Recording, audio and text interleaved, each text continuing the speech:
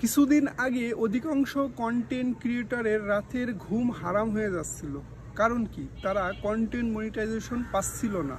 তারা এটা ভেবেই চিন্তিত হয়ে পড়তো যে অধিকাংশ কন্টেন্ট ক্রিয়েটর কন্টেন্ট মনিটাইজেশন পাচ্ছে, আমি কেন পাচ্ছি না।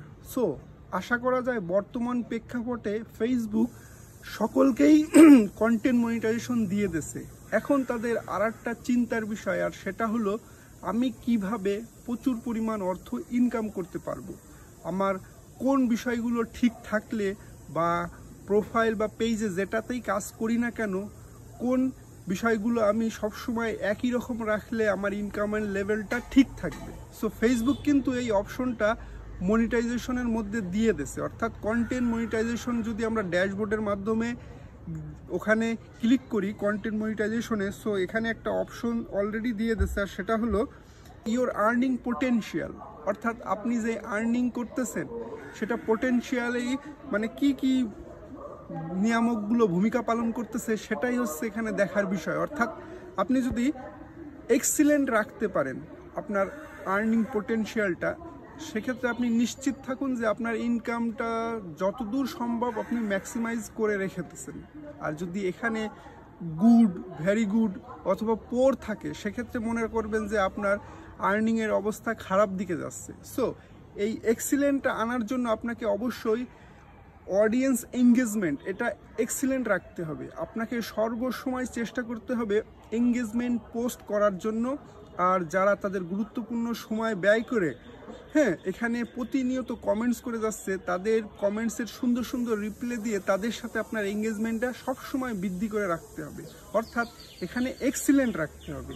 সেকেন্ড যেটা রয়েছে এখানে কন্টেন্ট অরিজিনালিটি, অর্থাৎ আপনি কোন ধরনের কন্টেন্ট পোস্ট করতেছেন নিয়মিত, সেটা কি আদৌ কি অরিজিনাল না ডুপ্লিকেট বা আনঅরিজিনাল, সেটা কিন্তু আপনি এখান থেকে চেক করতে পারেন।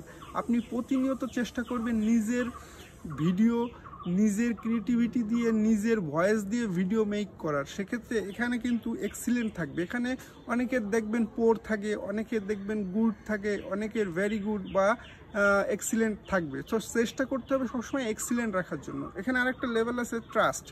আপনাকে এই অডিয়েন্স আপনাকে ট্রাস্ট করে কিনা, ফেসবুক ট্রাস্ট করে কিনা, এটা আমাদের এখনও আসে নাই, কারণ আমাদের ভিডিও এখনও সেই লেভেলের মানুষের কাছে পৌঁছায়নি। যারা বড় বড় কন্টেন্ট ক্রিয়েটর তাদের কিন্তু এখানে ট্রাস্টেড লেখা আছে, আর যার কারণে প্রতিনিয়ত প্রচুর পরিমাণ নতুন অডিয়েন্সের কাছে তাদের ভিডিওগুলো সাজেস্ট করে। সো আমরাও যারা চেষ্টা করতেছি অরিজিনাল কন্টেন্ট নিয়ে কাজ করার জন্য, যেহেতু এখনও সেই পরিমাণে ফ্যান ফলোয়ার আমাদের হয়নি বা ভিডিও ভাইরালও হয়নি, যার কারণে আমাদের এই ট্রাস্ট লেখাটা এখানে আসে নাই।